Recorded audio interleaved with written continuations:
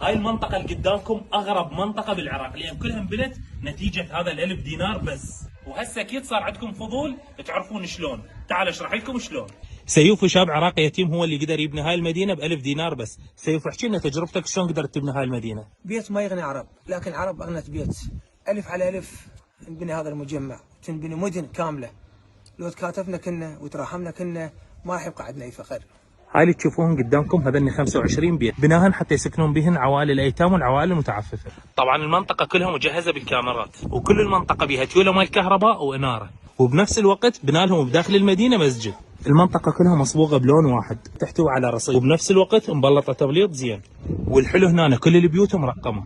سيوفي ورا ما كمل بين ال 25 بيت صار له هسه سوى 100 بيت بغير مكان وبنفس ال1000 دينار بس. وهسه وصلت للمدينه اللي راح يبني بيها 100 بيت. يعني هسه هاي ال1000 حيل حيرتني. هسه المكان اللي انا بيه هم سوت له 1000 دينار نفسها، بس باع شنو بيه؟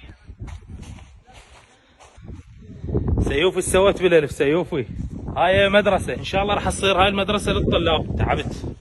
هاي الممرات، هاي القاعات، مفاتيح موجود ما شاء الله. حلو يعني حتى يسووها للدراسة. نرجع نقفله لين يهزمون الطلاب. شنو رأيكم بإصرار وعزيمة سيوفي؟ هاي ال1000 دينار هيك تسوي؟ هاي مو ال1000 دينار، هاي احنا اذا تكاتفنا وانجمعنا ايد على ايد كل شيء نقدر نسوي، اكبر واكبر بعد. سيوفي احكي لنا على هاي المدرسة.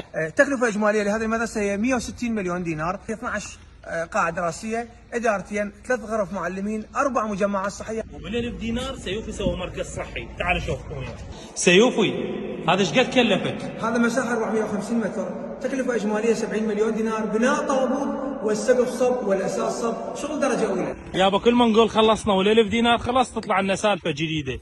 روضة ولا حضانة؟ روضة. خلنا نصعد. هاي باب الروضة.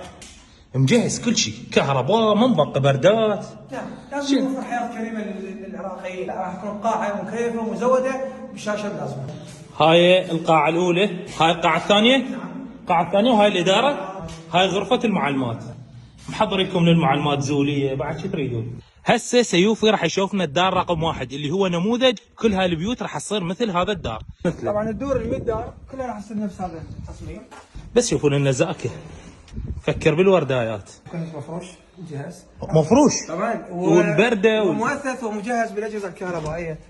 هاي صاله، غرفه نوم ثانيه ومطبخ. المطبخ راح يكون هيك مجهز، السنك والطباخ والثلاجه بلازمه، البنكات موجوده، صابون خال على المغسله، فول، زرعايات، تواليت خارجيه.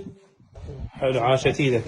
بعدين كل هاي البيوت راح تصير نفس هذا النموذج الاول، وان شاء الله نفس المنطقه من 25 بيت، رصيف هنا وتبليط وكاميرات وتيوله واضاءه واناره وفول. سيوفي من بنى المنطقه عاف بيها متنفس للعوائل، وهذا الشيء ضروري هم افتقدناه بمناطقنا. هاي المساحه الخضراء استغلها بهذا الشكل الحلو، وحط بيها نخل وحط بيها زرع. واكيد سيوفي ما نسى وسوى لهم ملعب مال طوبه ياخذ لواعيب 7 ب7. وسيوفي اكيد ما نسى وحتى مدرجات سوى. شنو هالدلال سيوفي؟ ها وذيك الجهه وذيك الجهه يستاهلون. صار يمكن 20 سنه ما لعب طوبه. لك عمي فول، يلا تحضر بال90.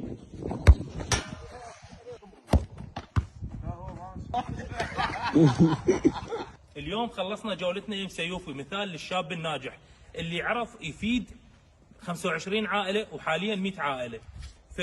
فاريدكم كلكم تتركون تعليق دعم معنوي السيوفي حتى يستمر بهاي المبادرات مالته الحلوه. نعم. مشكور سيوفي. قبلها 70 دار متفرقه غير ال 25 وال100. قبلها طلع باني 70 دار غير ال 25 وال100.